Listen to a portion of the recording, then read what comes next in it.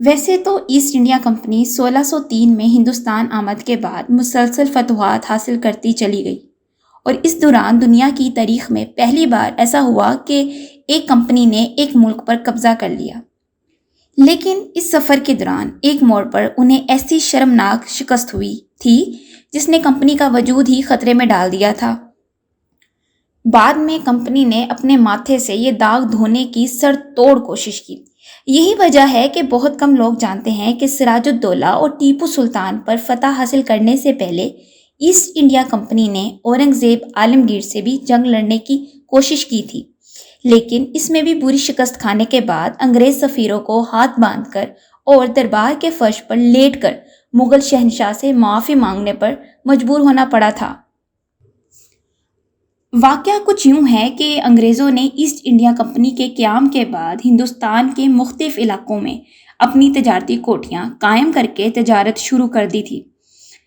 ان علاقوں میں ہندوستان کے مغربی ساحل پر واقع سورت اور بمبئی اور مشرق میں مدارس اور موجودہ کلکتہ شہر سے 20 میل دور دریائے گنگا پر واقع بندرگاہیں ہگلی اور قاسم بازار اہم تھے۔ انگریز ہندوستان سے ریشم، گڑ کا شیرہ، کپڑا اور معدنیات لے جاتے تھے، خاص طور پر ڈھاکے کی ململ اور بہار کے قلمی شورے جو بارود بنانے میں استعمال ہوتا ہے کہ انگلستان میں بڑی مانگ تھی۔ انگریزوں کے سامان تجارت پر ٹیکس عائد نہیں کیا جاتا تھا، بلکہ ان کے کل سامان کی قیمت کا 3.5% وصول کر لیا جاتا تھا۔ اس زمانے میں صرف انگریزی نہیں بلکہ پرتگیزی اور ولندیزی تاجروں کے علاوہ کئی آزاد تاجر بھی اس علاقے میں سرگرم تھے۔ انہوں نے مغل حکام سے مل کر اپنے لیے وہی تجارتی حقوق حاصل کر لیے جو انگریزوں کے پاس تھے۔ جب یہ خبر لندن میں کمپنی کے صدر دفتر پہنچی تو ایسٹ انڈیا کمپنی کے سربراہ جوزائیا چائلڈ کے غیظ و غضب کی انتہا نہ رہی۔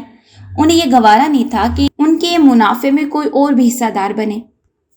اس موقع پر جوزائیا چائلڈ نے جو فیصلہ کیا وہ عجیب ہی نہیں، غریب ہی نہیں، بلکہ پاگل پن کی حدوں کو چھوتا ہوا دکھائی دیتا ہے۔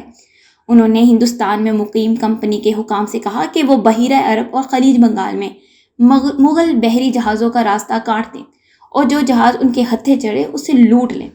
یہی نہیں بلکہ 1686 میں چائلڈ نے انگلستان سے سپاہیوں کی 2 پلٹنیں بھی ہندوستان میں بھجوا دی اور انہیں ہدایت دی کہ ہندوستان میں مقیم انگریز فوجیوں کے ساتھ مل کر چٹاگانگ پر قبضہ کر لیں۔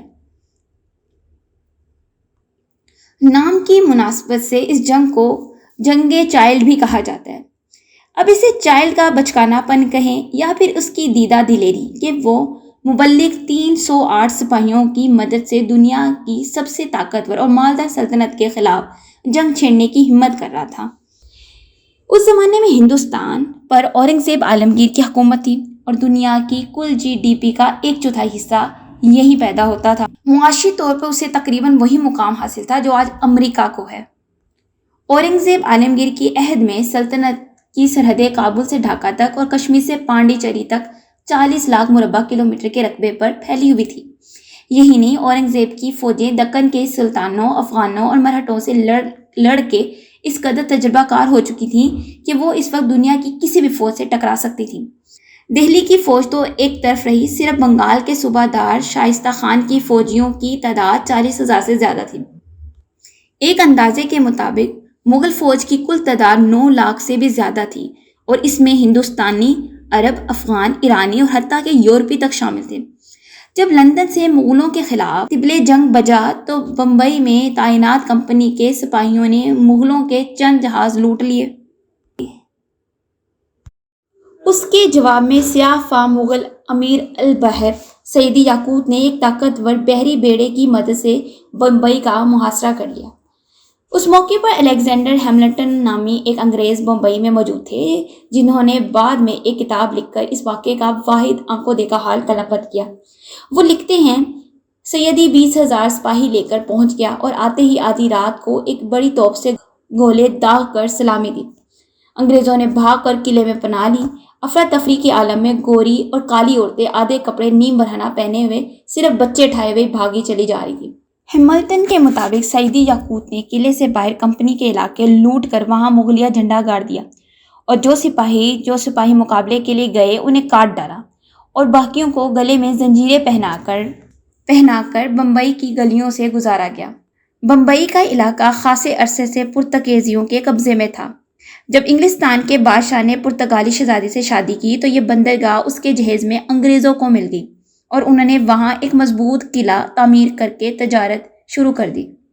رفتہ رفتہ نہ صرف سمندر پار سے انگریز تاجر، سپاہی، پادری، معمار اور دوسرے ہنرمند یہاں آ کر آباد ہونے لگے، بلکہ بہت سے ہندوستانیوں نے بھی یہاں رہائش اختیار کر لی اور شہر کے آبادی تیزی سے پھیلنے لگی۔ اب یہی آبادی بھاگ کر قلعے میں پناہ گزین تھی اور قلعہ سیدی یاقوت کے نرغے میں تھا۔ جلدی اشیائے خورد و نوش ایک ایک کر کے ختم ہونے لگی۔ دوسری طرف بیماریوں نے ہلہ بول دیا اور قلعے میں محصور انگریز بمبئی کے مسموم موسم کا شکار ہو کر یکے بعد دیگرے مرنے لگے۔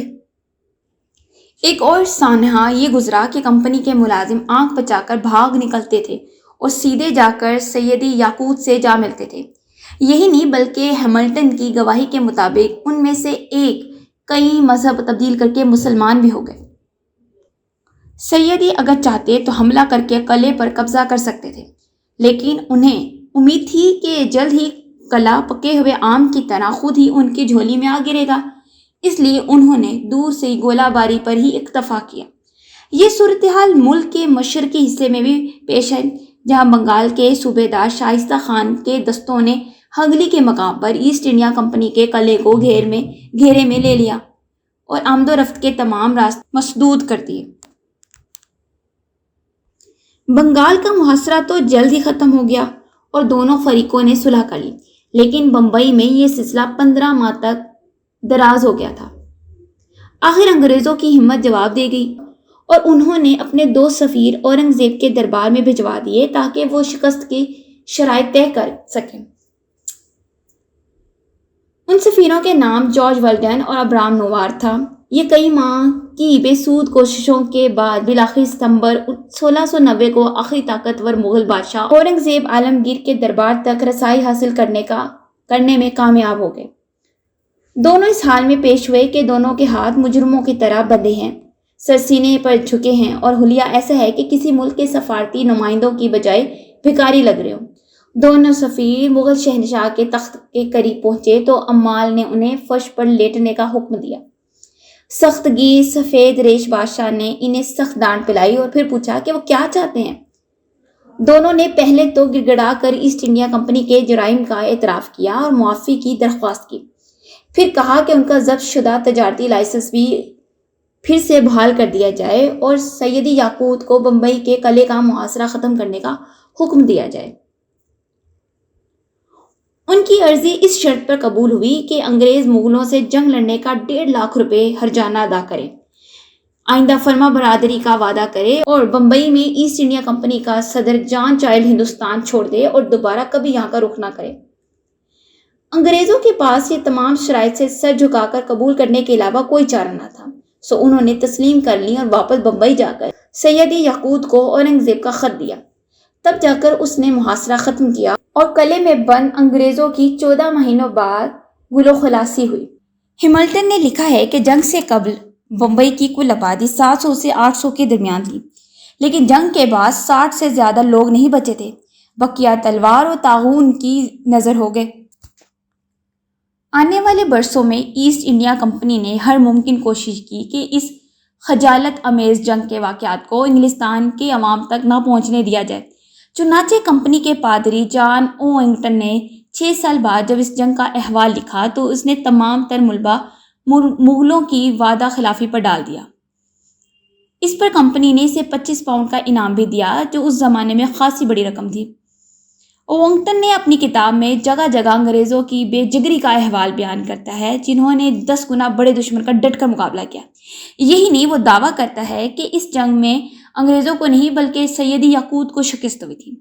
مزید یہ کہ اس نے مغل دربار میں انگریز سفیروں کے برتاؤ کا ذکر بھی سرے سے گول کر دیا ہے۔ ہیملٹن نے کتاب تو لکھی لیکن اسے شائع ہوتے ہوئے 40 برس بیت گئے۔ اس دوران پلوں کے نیچے سے اس قدر پانی بہہ چکا تھا کہ اسے کچھ زیادہ توجہ ہی نہ مل سکی۔ یہاں ایک دلچسپ سوال اٹھتا ہے کہ اگر اورنگزیب انگریزوں کو معافی نہ دیتے اور انہیں ہندوستان سے نکال باہر کرتے تو آج بر صغیر کی تاریخ کیا ہوتی؟